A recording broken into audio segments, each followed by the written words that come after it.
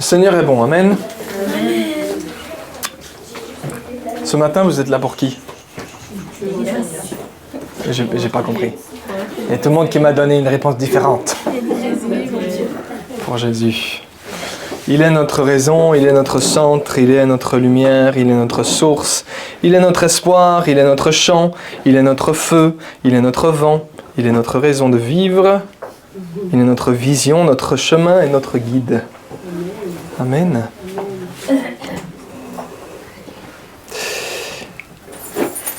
Et vous savez, on lui dit Jésus soit le centre. Mais en fait, lui, tout ce qu'il désire, c'est être le centre. Et en fait, nous le chantons, mais nous devrions nous dire à nous-mêmes, fais de Jésus le centre de ta vie. Alors, je n'ai pas dit que la chanson était incorrecte. Hein. Le chant, c'est le chant du cœur. On veut, Seigneur, que l'intention derrière, c'est, Seigneur, sois le centre de ma vie. Mais en fait, on se parle plus à nous-mêmes qu'à lui. Parce que c'est de nous que ça dépend. Amen. Alors, Seigneur, ce matin, nous désirons en effet t'élever encore. Parce que tu mérites toute l'adoration. Nous ne sommes là que pour une seule raison, et c'est toi, Seigneur. Tu es la raison de notre vie, tu es la raison de notre existence. Tu es la raison de notre présence ici en ce lieu ce matin. Et Seigneur, je souhaite te remercier. Remercier pour le privilège que nous avons de pouvoir te chanter. Les privilèges que nous avons de pouvoir nous lever, de nous asseoir. Le privilège que nous avons de pouvoir être librement dans ce lieu. Le privilège que nous avons de pouvoir librement nous avancer vers toi. Le privilège que nous avons de pouvoir dire que tu as payé pour nous. Le privilège que nous avons de savoir que tu es présent dans ce lieu. Seigneur, nous te remercions ce matin. Et réellement, c'est avec des actions de grâce que nous désirons être dans ta présence et rentrer dans ta présence. Demeurer, Seigneur, en toi. Parce que nous savons que tu es présent. Et Seigneur, te glorifier ce matin et que cette parole encore ce matin glorifie ton Saint-Nom, c'est-à-dire que les cœurs soient touchés, transformés à ta gloire, Seigneur, afin que tu te glorifies dans la vie de chacun. Saint-Esprit, te remercier pour le privilège que j'ai de pouvoir parler à mes frères et sœurs encore ce matin. Et le privilège que nous avons de pouvoir lire ta parole ensemble et être édifiés, encouragés par ta parole. Merci Saint-Esprit pour ton aide ce matin dans l'annonce de ta parole. Sois glorifié. Glorifie Saint-Esprit le nom de Jésus-Christ dans le cœur de chacun. Je sais que tu es le seul qui convainc et tu es celui qui touche les cœurs et qui transforme les vies. Glorifie le nom du Fils ce matin encore, au nom précieux de Jésus-Christ. Amen, Seigneur. Amen.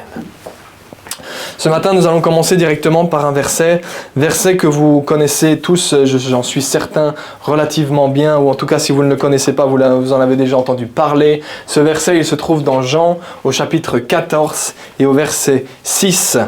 Jésus se trouve dans une situation où il est avec ses disciples, dans les derniers instants qu'il va passer avec eux. Et Philippe va lui dire, mais quel est le chemin, Seigneur? Parce qu'il dit, je vous prépare.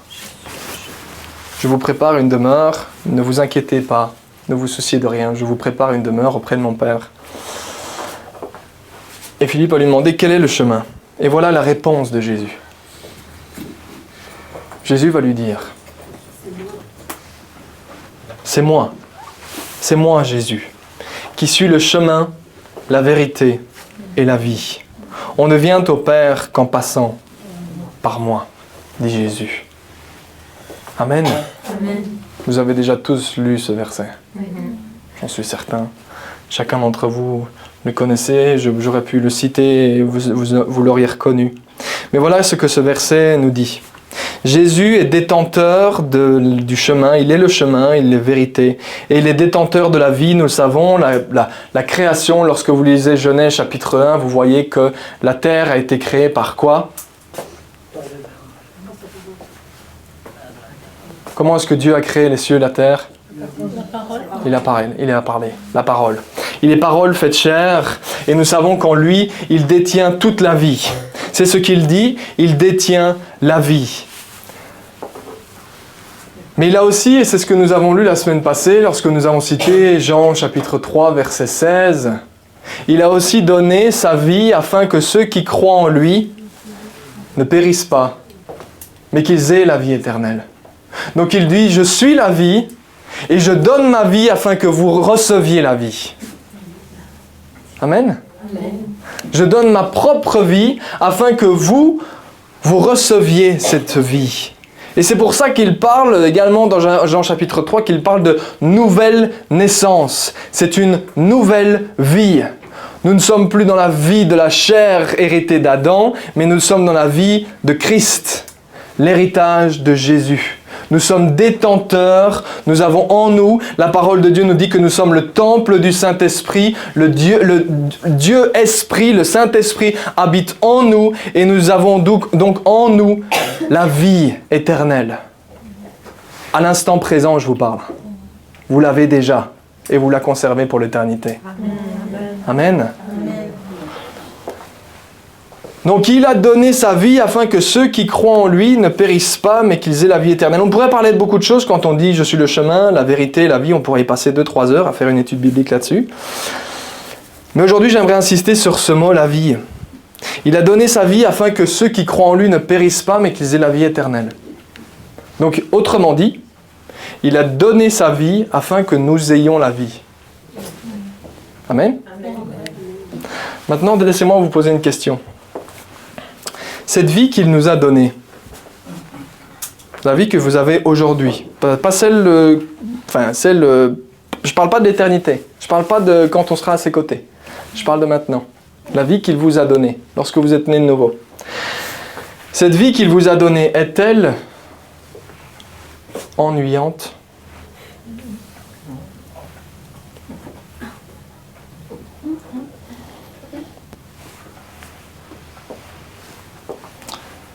La vie qu'il t'a donnée, la raison pour laquelle il est mort sur la croix, la vie qu'il nous a donnée, parce que je m'inclus dans l'équation. Est-ce qu'il est mort sur la croix pour que nous vivions une vie ennuyante, coupée de toute chose, ne faisant plus rien, en étant terne? Vous savez ce que c'est être terne, sans couleur, on doit rester cloîtré. C'est ça la vie. Est-ce que vous pensez que Christ est mort sur la croix pour que nous ayons une vie ennuyante? C'est ma question pour vous ce matin. C'est pourtant bien l'idée que nous en avons aujourd'hui, ou que nous pourrions en avoir dans le monde, je parle, d'accord? L'idée du chrétien, c'est celui qui va dire qu'il croit en Dieu, qu'il croit en Jésus-Christ, et puis il va s'enfermer dans un endroit, et il va se couper de tout. Et il va dire, non, je ne vis plus comme les gens, je ne vis plus comme eux, je ne suis plus comme eux. C'est une vérité en soi, mais l'application est incorrecte. Parce que je dois me couper de tout, je ne peux plus rien faire. Il y a des choses que je peux faire, mais les choses que tout le monde fait, je ne peux plus les faire. L'image que l'on a du chrétien aujourd'hui, d'ailleurs, regardez... Quand vous en parlez, soit au travail, soit à vos connaissances, ils vont dire « Ah oui, donc tu dois respecter, tu dois... » On m'a demandé l'autre jour si je portais une toge.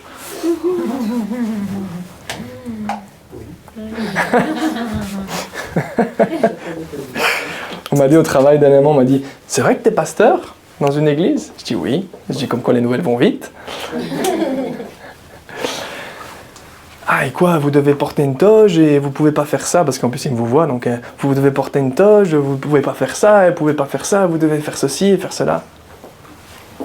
On met un cadre, et on pense que, ça y est, t'es chrétien, t'es pasteur, ou t'es enfant de Dieu, ou tu vas à l'église le dimanche, et maintenant tu peux plus rien faire, tu peux plus vivre comme les autres, t'es reclus dans ton coin, à la limite dans ton monastère, d'accord, pour donner l'image jusqu'au bout, et toute la journée,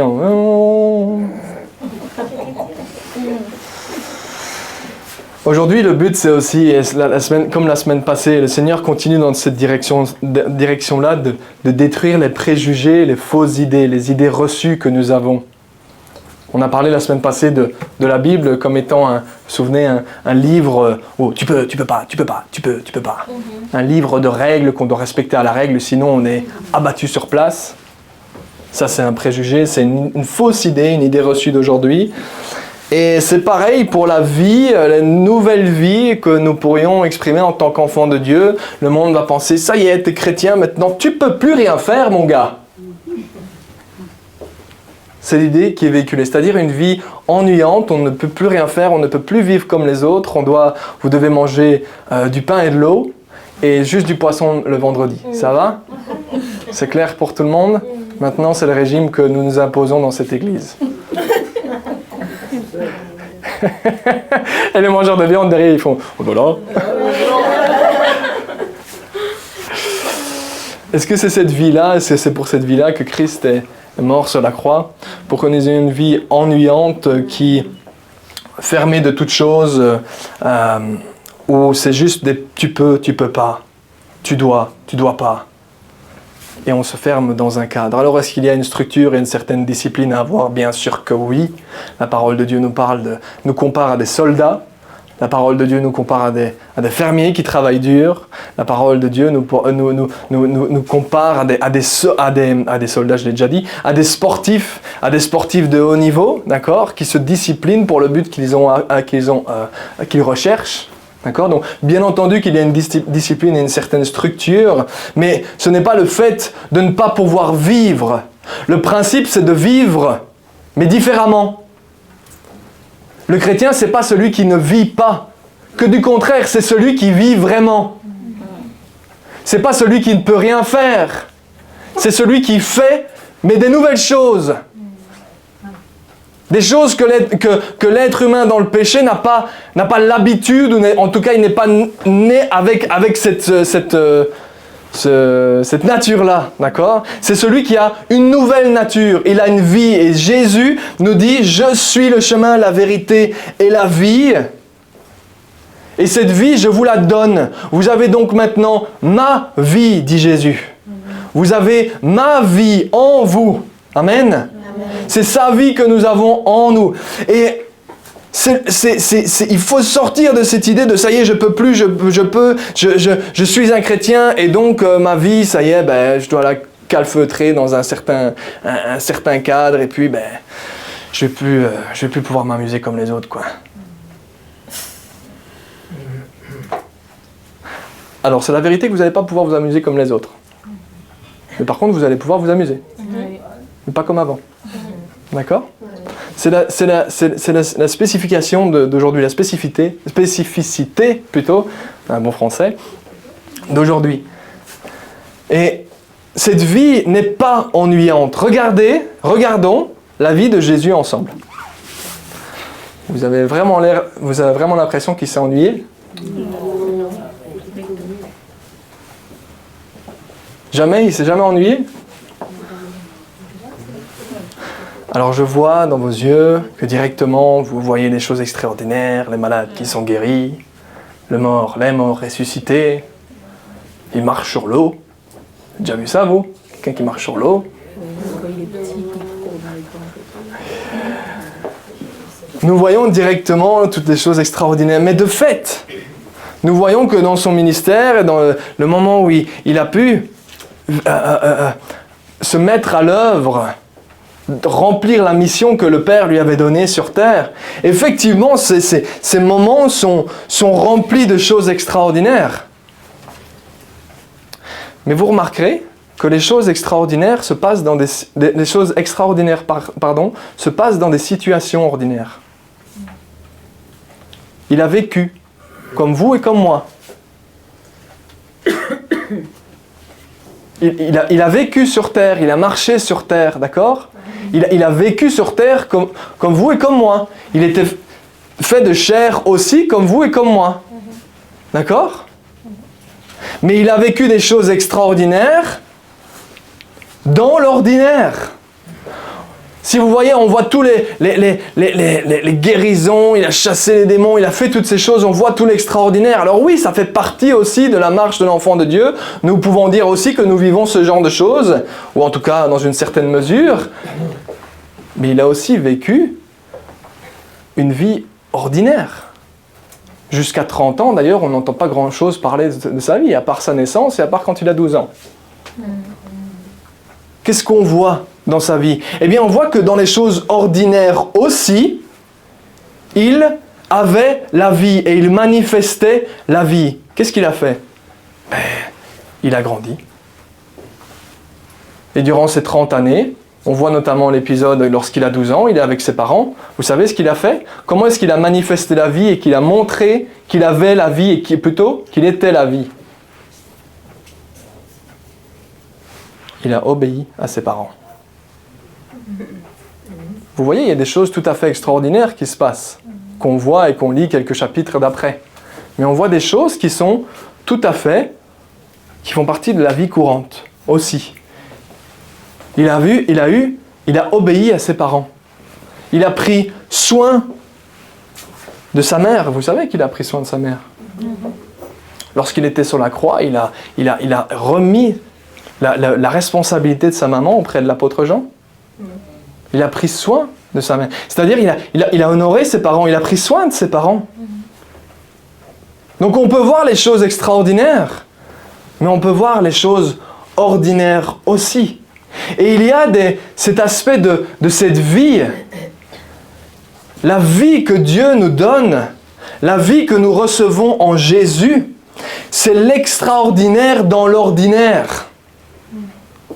C'est le divin, plutôt devrais-je dire, c'est le divin dans notre vie ordinaire.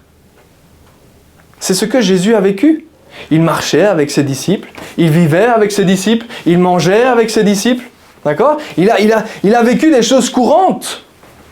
Il a dormi, il a marché, il a travaillé, il a vécu.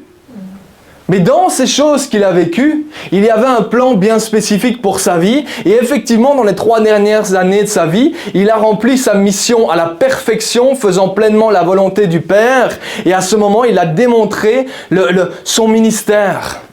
Le divin qui œuvrait de manière extraordinaire et divinement au travers de lui dans toutes les personnes qu'il rencontrait.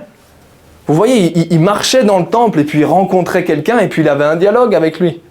Il ne flottait pas sur un nuage, d'accord? Il n'allait pas à gauche et à droite en flottant sur un nuage en disant « Je suis Jésus, écoutez-moi, je suis spécial ». Non, que du contraire, la parole de Dieu nous dit qu'il n'avait rien d'attirant aux yeux des hommes. Donc il avait cet aspect physiquement parlant tout à fait naturel, comme vous et moi, mais pourtant sa vie dégageait la vie. Dans tout ce qu'il vivait, que ce soit dans les choses extraordinaires qui pourraient nous sauter aux yeux en premier, mais dans les choses ordinaires de la vie aussi. Dans sa manière d'avoir des relations avec ceux qui se trouvaient autour de lui. Il avait des relations, il avait des disciples, et puis il avait un cercle plus grand de disciples, et puis il avait tous ceux qui le suivaient, et puis il avait les 12 qui étaient à ses côtés, et puis il avait un cercle un peu plus intime, des 3 qui étaient dans des moments particuliers, Pierre, Jean et Jacques, qui le suivaient dans des moments bien particuliers que les autres n'ont pas vus. Mais vous voyez qu'il a eu des relations avec eux, il a eu une relation, d'accord? Il a vécu avec eux.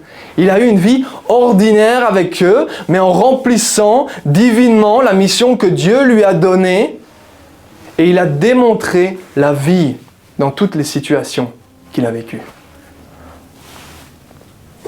Et pourtant, nous pourrions dire, regardez la vie de Jésus, je reviens sur ma question, était-elle ennuyante? Vous avez pu l'air sûr? Bien sûr que non.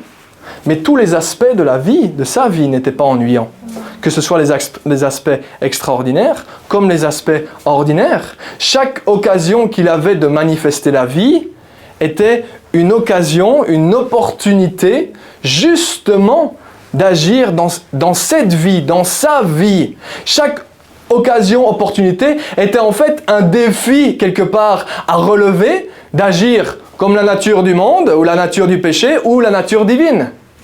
Mais chaque petite chose qui pourrait paraître à nos yeux comme des petites choses ou des choses qui pourraient nous paraître comme des choses extraordinaires, chacune d'entre elles, peu importe lesquelles, représentait des opportunités qu'il saisissait afin de manifester la vie, et chacune d'entre elles était des défis à relever de manifester Dieu. Dans les choses les plus extraordinaires comme dans les choses ordinaires. Amen. Il a manifesté et démontré la vie. Et vous allez voir que lorsque nous continuons, vous allez voir que les disciples vont suivre la même chose, le même fonctionnement. Les apôtres, à partir du moment où Jésus est parti, Ils ont eux aussi eu chacun d'entre eux leur propre petit nuage sur lequel ils se sont disant nous sommes les 11. Les 11, nous sommes après les 12 avec Matthias, nous sommes les 12 et nous voguons pour vous montrer le chemin. Et en plus du nuage, ils avaient l'auréole sur la tête. On ne savait pas les rater, quoi. Mais pas du tout, absolument pas. Ils étaient des personnes tout à fait ordinaires, des êtres humains comme vous et moi, mais ils avaient la vie en eux. Parce que Christ était mort pour eux, et est mort pour eux. Et la vie était en eux. Et cette vie se manifestait de manière divine dans toutes les opportunités qu'ils avaient. Et chacune des opportunités qu'ils avaient, des occasions qu'ils avaient, étaient des défis de manifester l'ancienne nature ou de manifester la vie de Christ.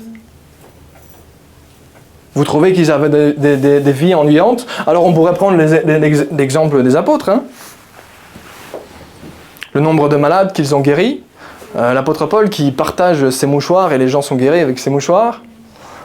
L'apôtre Pierre qui marche entre les malades et son ombre en touchant les malades guérit les malades. Alors on voit ces aspects extraordinaires en disant ben non, effectivement, ils n'ont pas eu de vie ennuyante. Regarde ce qu'ils ont vécu comme chose extraordinaire. Oui, mais c'est pas uniquement ce que la Bible nous raconte.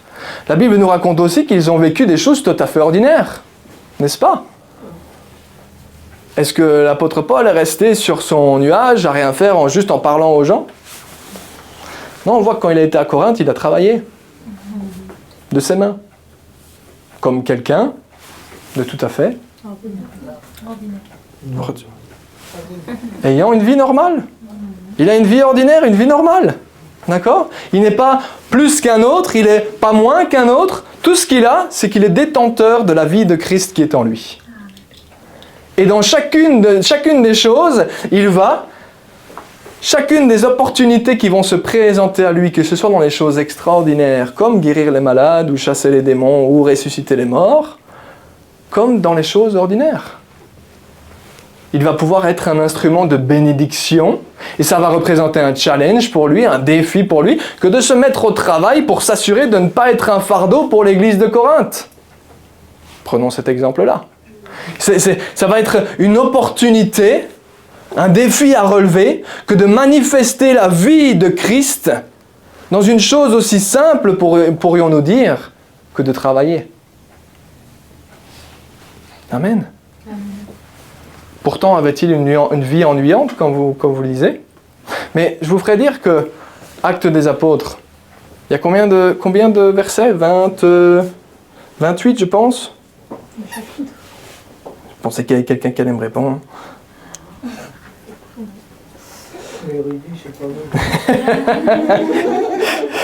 Je savais qu'il y en a un qui allait me sortir quelque chose. 28, j'avais dit juste. 28 chapitres. Mais vous avez vu le nombre d'années qui passent? Nous, on les lit, on dit 28 chapitres. À la limite, vous pouvez les lire en une journée à l'aise. Et quoi? Eux, ils ont vécu combien de temps? Il y a combien d'années qui passent? Vous passez parfois d'un verset à un autre, il y a 3 ans qui passent. Et nous, on passe d'un verset à un autre et on dit, mais attends, il y a 3 ans entre les deux.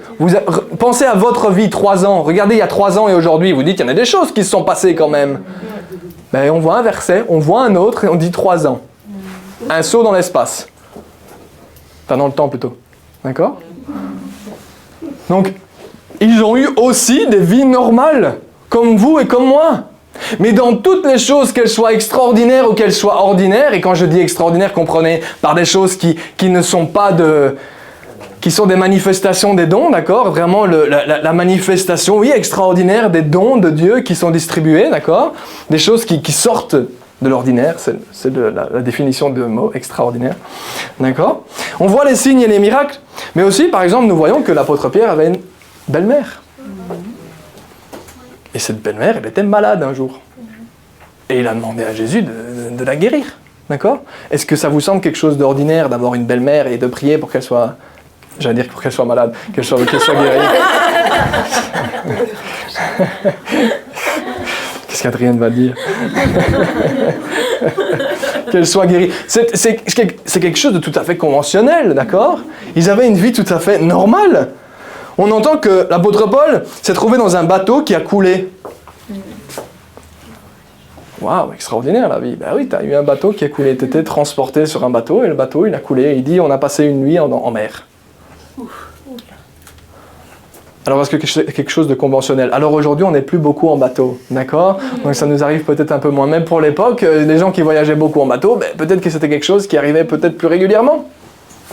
Que nous aujourd'hui, ben, notre voiture, bam, elle tombe en rade. D'accord? Je les comparais pas, hein, d'accord? Mais comprenez-moi. Mais voilà, c'est des choses conventionnelles. Nous voyons ces choses. Ils avaient des vies tout à fait normales. Et pourtant, la vie de Dieu se manifestait. Il dit, je suis le chemin, la vérité et la vie. Et la vie de Christ, il nous l'a donnée. Il s'est donné afin que nous recevions sa vie. Mais sa vie que nous avons est-elle ennuyante? Mais à la lumière de ce que nous voyons dans la parole de Dieu, non, elle n'est pas ennuyante. Mais est-ce qu'elle n'est pas ennuyante juste parce qu'il y a les signes et les guérisons et les miracles? Non! Elle n'est pas ennuyante parce que même dans la vie ordinaire, dans les choses conventionnelles de la vie de tous les jours, chacune des choses sont ce sont des défis afin de manifester cette vie, afin de ne plus agir comme avant, mais d'agir selon la vie de Dieu. C'est pour ça qu'il parle de vie nouvelle. C'est une vie nouvelle. Ce n'est pas une vie comme avant. Et c'est justement ce que le monde essaye de nous faire penser. Que eux, ils s'amusent bien et que nous, on s'ennuie. Mais regardez-les aujourd'hui. Hein. Regardons dehors, ouvrez ma porte et vous verrez. Qu'est-ce qui va se passer toute la journée?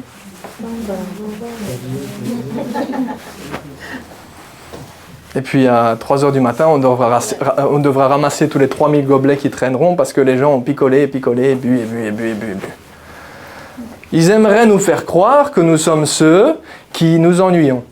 Et c'est un mensonge auquel nous ne devons pas croire. Amen. La vie, c'est nous qui en sommes détenteurs. La vraie vie, c'est nous qui la vivons. Mais pour ça, il faut premièrement y croire et il faut la mettre en pratique. D'accord?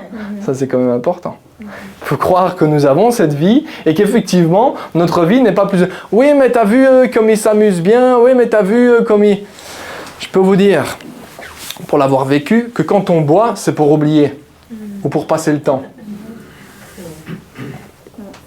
Alors, il y en a qui vont boire un verre. Il n'y a pas de mal à boire un verre, boire une bière. On peut boire, hein, d'accord? On peut boire une bière, d'accord? Il n'y a pas de mal là-dedans, tant qu'on ne sort pas de la maîtrise de soi. Tant qu'on ne devient pas esclave de cette chose, addict d'ailleurs, mais tant qu'aussi on ne perd pas le contrôle sur nos décisions, nos choix. D'accord? Et on pourrait nous faire croire, oui, mais eux, ils s'amusent et ils dansent. Mais vous avez vu comment les apôtres y vivaient? La vie qu'ils vivaient? Est-ce que cette nouvelle vie ne semble pas plus intéressante que l'ancienne vie? Christ n'est-il pas celui qui est vraiment le détenteur de la vie, celui qui a donné la vie, celui qui a donné un but à l'être humain?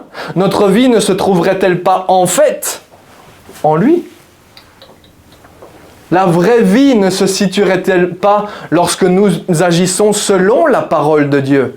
Là, nous sommes dans la vraie vie que nous mettons en pratique. Ce que eux vivent, ce que le monde vit ou ce que nous avons vécu, hein, parce qu'on l'a vécu, d'accord, je ne les pointe pas du doigt, hein, on a pu vivre ce genre de choses-là, et je peux vous dire que oui, il y a des...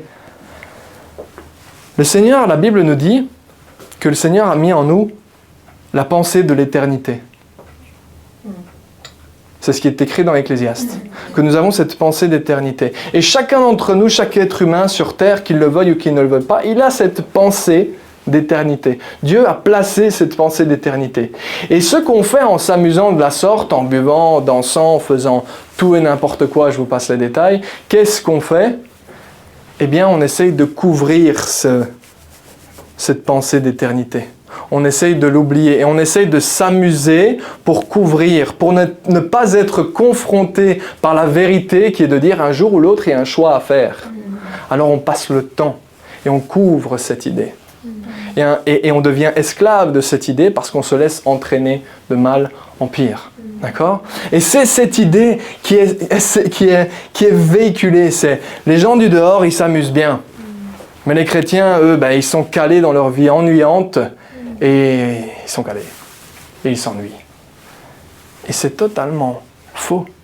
C'est une idée fausse que le diable essaye de répandre, que le monde au travers du diable, ou le diable plutôt au travers du monde, essaye de répandre. Et pour chacun d'entre nous, c'est de vivre. Cette vie est-elle ennuyante? Non, elle n'est pas ennuyante, elle est remplie de défis. Pourquoi? Systématiquement dans l'extraordinaire? Non, pas systématiquement dans l'extraordinaire, mais dans toutes les choses qu'on vit dans la vie de tous les jours. On vit une nouvelle vie qui, elle, a un sens. Qui, elle, a un sens aujourd'hui et pour l'éternité.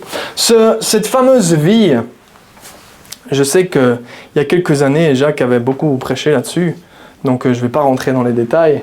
Cette fameuse vie, c'est la vie Zoé, pour ceux qui se souviennent. Le mot grec de la vie, c'est Zoé. D'accord ? Et cette vie Zoé, je vous ai pris la définition biblique de ce mot-là, pour vous montrer à quoi elle correspond. La vie Zoé, ce que Christ dit qu'il détient, il dit « Je suis la vie, je détiens la vie, je vous la donne ». Voilà la vie qui se trouve en vous. Voilà la définition de cette vie qui se trouve en nous. Il dit « La vie réelle et véritable, une vie active », m'avez entendu ? Active, et vigoureuse, vouée à Dieu. Bénie, même dans ce monde, pour ceux qui mettent leur confiance en Christ. C'est la définition qui est donnée de cette vie Zoé. C'est une vie d'aujourd'hui, c'est une vie bénie aujourd'hui et pleine d'aventures. Pleine d'aventures ou pas pleine d'aventures?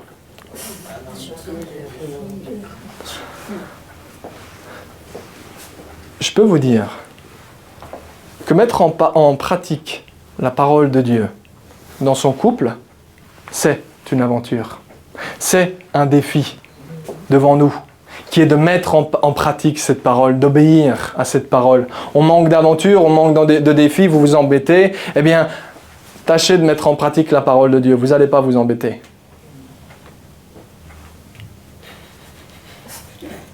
Vous n'avez pas l'air d'accord? Pour ceux qui ont des enfants, est-ce que ce n'est pas un défi que de mettre en pratique la parole de Dieu vis-à-vis de ses enfants, n'est-ce pas Mathias? Mais si, c'est un défi aussi de la foi à manifester et que le miracle, l'extraordinaire arrive dans des choses ordinaires. Parce que la conception, c'est quelque chose de normal pour l'être humain. Mais il y a de l'extraordinaire, l'intervention divine de Dieu dans des choses normales. Un miracle que le Seigneur accomplit. Par rapport aux enfants, par rapport au travail, est-ce que ce n'est pas un défi pour vous qui travaillez ou pour ceux qui ont travaillé que de mettre en pratique la parole de Dieu? Est-ce que ce n'est pas une aventure que nous avons devant nous, un défi que nous avons devant nous, de mettre en pratique la parole de Dieu et de manifester la vie que Dieu a placée en nous? Oui. Mais oui. Alors sa vie est en nous. Mais c'est un défi et c'est une aventure que de pouvoir apprendre à la mettre en pratique dans les situations auxquelles nous faisons face. Que ce soit dans le couple, les enfants, le travail, la famille, les amis. Est-ce que ce n'est pas un défi, une vie, une aventure que d'être en désaccord avec quelqu'un et de mettre en pratique la parole de Dieu en disant... Ou quand je dis ne pas être d'accord, allons un peu plus loin. D'avoir même une certaine dispute et d'être offensé par rapport à ce que la parole de Dieu nous dit. Est-ce que ce n'est pas un défi? Est-ce que ce n'est pas un défi à relever et une aventure que de dire « Seigneur, je veux mettre ta parole en pratique et je vais pardonner cette personne et je vais accueillir la guérison de mes blessures et je vais bénir cette personne ?» Est-ce que ça, ce ne serait pas la vraie vie, celle qui a vraiment du sens? Celle qui a vraiment un vrai sens.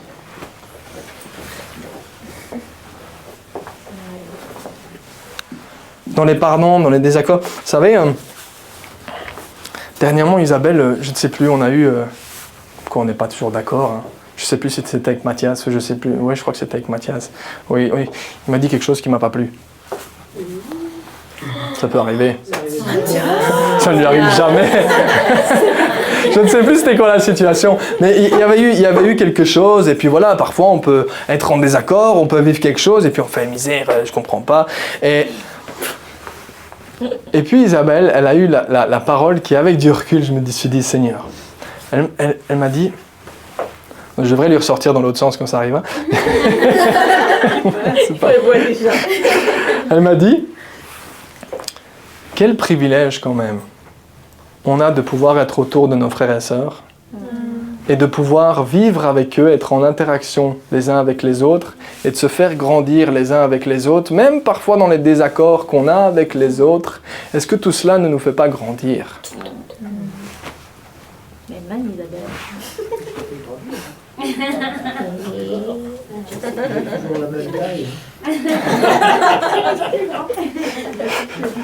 Apparemment, j'ai eu plus de désaccords avec d'autres que toi.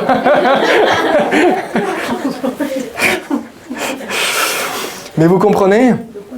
Cette vie, elle est faite de pleine d'aventures. Et je n'essaie pas de raconter un conte de fées, d'accord? C'est juste de nous sortir de l'idée que notre vie en tant que chrétien, elle se place dans un cadre, elle est ennuyeuse, on ne peut pas faire ça, on doit faire ceci. Non, en fait, elle est remplie d'opportunités que le Seigneur nous donne afin de manifester sa vie qu'il a placée en nous.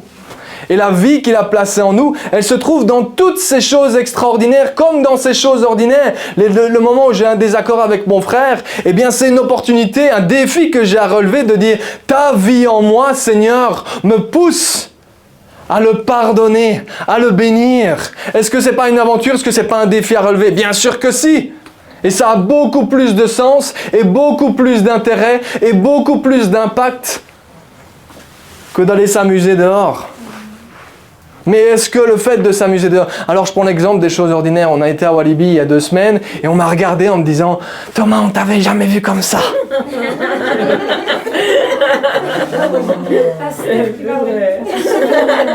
On m'a sorti, je ne vous vise pas.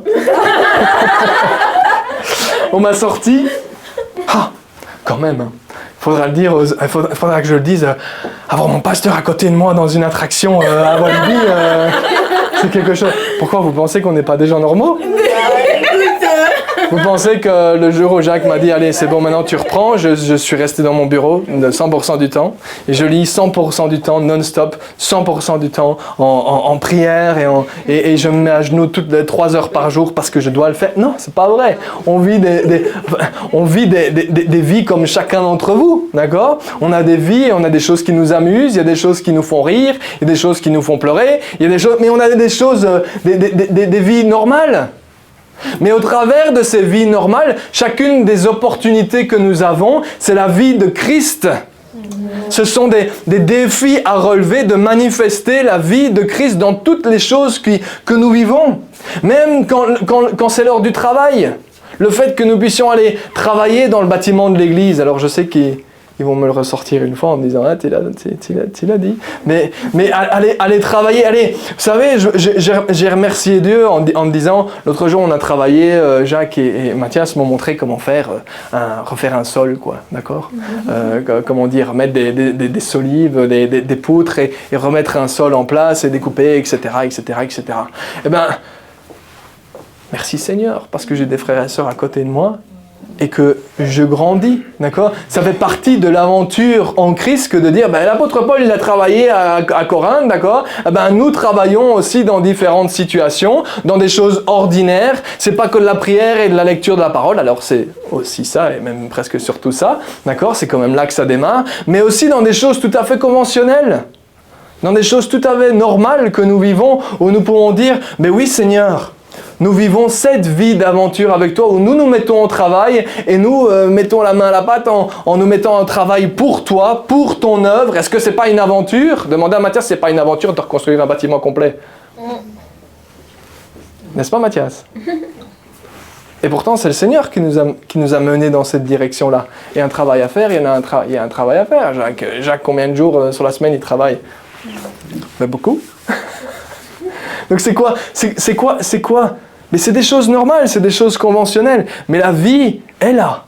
La vie de Christ est là. Et chacune de ces opportunités qui se présentent elles sont un défi à relever de se mettre au travail pour le Seigneur. Est-ce que c'est des aventures? Bien sûr que oui, ce sont des aventures. Bien sûr que oui, il y a des choses tout à fait dans les choses ordinaires. Eh bien oui, Seigneur, c'est pour toi. Et déjà là, l'aventure démarre. Seigneur, c'est pour toi. Il y a des choses qui vont être plus faciles, d'autres qui vont être moins faciles, mais c'est pour toi. Est-ce qu'on s'ennuie? Mais quand on se met à l'œuvre pour son Seigneur, et j'en ai pour témoin, on ne s'ennuie jamais, n'est-ce pas? Je sais que certains pourront me le citer, mais on ne s'ennuie pas, parce qu'il y a tellement de choses que le Seigneur peut nous donner à faire, que vous ne tracassez pas, vous n'allez pas vous ennuyer, mais vous n'allez pas perdre votre temps non plus. Alléluia. Parce qu'il y a une occupation du monde et les choses, ces fameuses ronces qui emprisonnent les enfants de Dieu et qui leur empêchent de grandir et qui leur empêchent d'avancer, eh bien ce sont ces choses qui n'ont pas de sens, ces choses qui vont passer, qui un jour auront une fin. Et le monde aurait tendance à nous faire croire que ces choses-là sont plus importantes alors que, je vous le répète, un jour elles vont toutes passer. Donc cherchons, le Seigneur, là où il va nous donner des opportunités, c'est là où les choses vont vraiment avoir de l'importance. Lorsque le Seigneur va nous donner des opportunités de travailler pour lui, de nous investir pour lui, de chanter, de nettoyer, de travailler, ce sont toutes des opportunités qui sont de manifester la vie de Christ, mais tout cela reste une aventure dans les choses extraordinaires comme dans les choses ordinaires. Vous voulez un exemple des choses ordinaires? Ben, je pourrais dire et je pourrais écrire dans un livre, hein, si je voulais, comme il est marqué dans les récits de la parole de Dieu, qu'ici, à cet endroit-ci, il y a une femme qui ne voyait pas, elle a vu. Est-ce que ça reste de l'extraordinaire? Mais bien sûr que oui, ça reste de l'extraordinaire. Mais on était ici, de manière tout à fait normale, conventionnelle, et ça reste le surnaturel de notre Seigneur qui a agi de manière miraculeuse dans des situations qui sont tout à fait normales. Est-ce qu'il y a de l'ordinaire? Est-ce qu'il y a de l'extraordinaire? Bien sûr que oui. Et tout cela, c'est une aventure. Et c'est pour ça, j'insiste sur les choses ordinaires, parce qu'on aurait tendance à dire « Oui, mais moi je vis, oui, mais moi je prêche pas, ou moi je voyage pas, ou moi je chante pas, ou moi je... » Mais attends! Toutes les opportunités que le Seigneur donne sont des défis pour chacun d'entre nous, dans les choses les plus ordinaires, les plus conventionnelles, les plus normales, de manifester sa vie et de s'impliquer pour lui. Amen.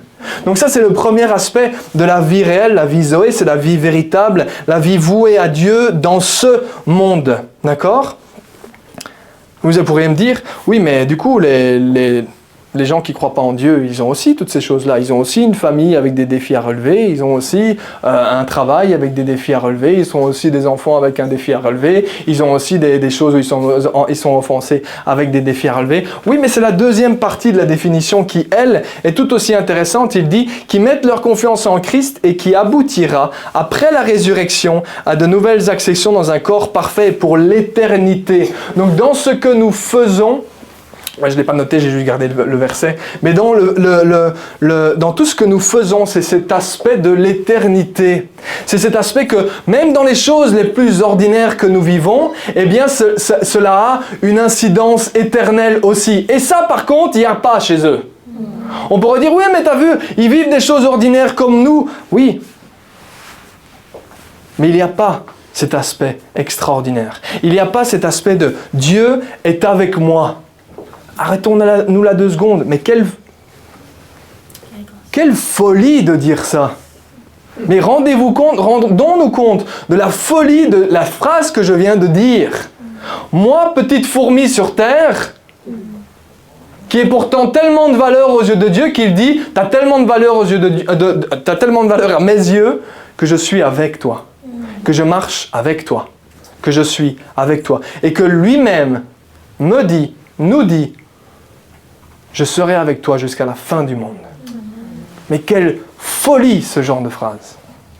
Et pourtant, C'est la bonté de notre Seigneur. C'est la grandeur de notre Seigneur. Est-ce que c'est pas la vie, ça? Mais bien sûr que si. Je peux dire que j'ai le Créateur du ciel et de la terre qui est tous les jours avec moi, qui m'aide, qui me conseille, et je vis pour lui. Et je suis en relation avec lui, surtout. Amen. Est-ce que ça, c'est pas une vie d'aventure? J'aurais presque pu m'arrêter là, hein, d'accord?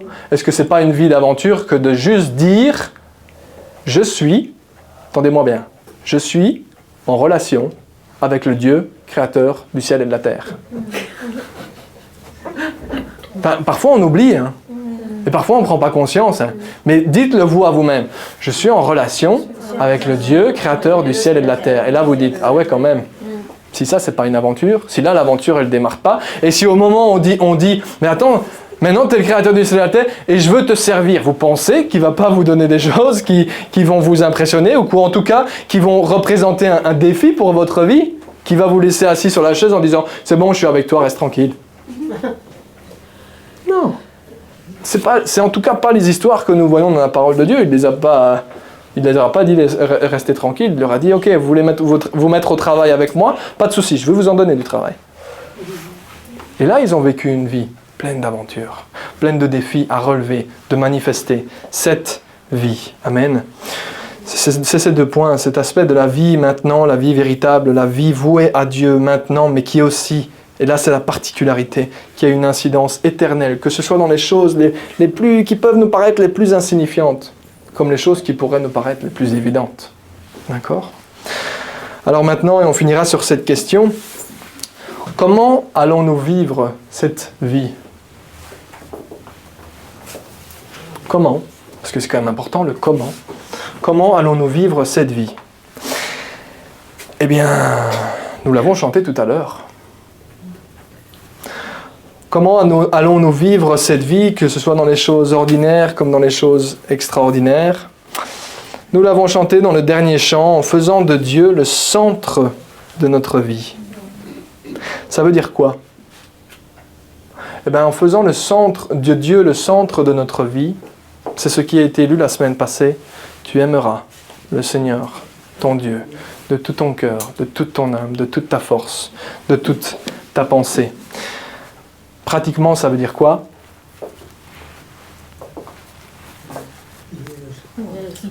Il soit le centre, ok, d'accord. Mais, t'es le centre, ok, d'accord. Ça veut dire quoi? Eh bien,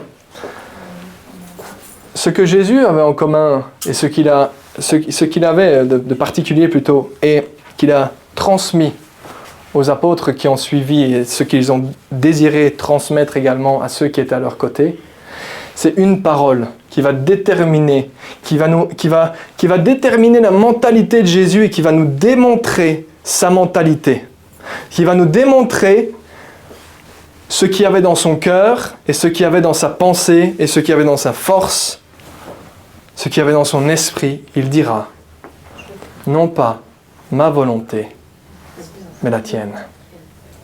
Et à ce moment-là, c'est à ce moment-là, et c'est ce qu'ils ont en commun avec les apôtres, ils ont démarré, ils ont continué ce que Christ avait commencé, et ils ont continué en disant, pas notre volonté, Seigneur, mais la tienne. Dans tout ce que nous vivons, avec notre belle-mère, pas ma volonté, mais la tienne. Avec nos enfants, pas ma volonté, mais la tienne. Avec mes parents, pas ma volonté, mais la tienne. Dans mon travail, pas ma volonté, mais la tienne.